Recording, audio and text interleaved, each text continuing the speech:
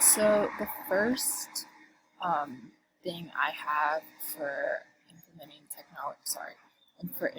technology into the lesson is during the pre-lesson where the teacher is kind of going over the power or the definition of power and how that and how much of that her students know.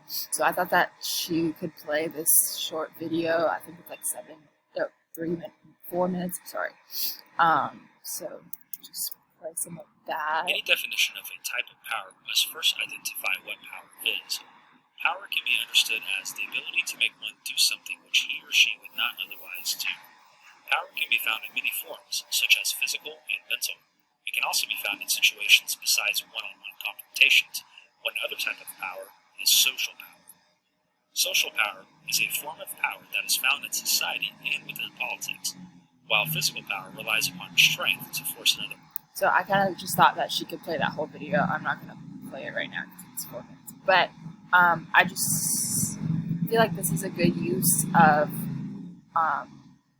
UDL to teach students what power is and how they can see it in their daily lives.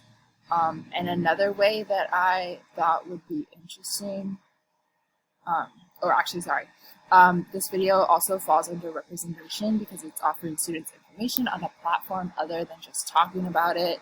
And it also incorporates those that are visual learners as well as auditory learners that can like listen to the video, and visual learners that can like kind of see like the little clips that are going on. And then my second activity or technology implementation is when she does the exit ticket at the end of the lesson.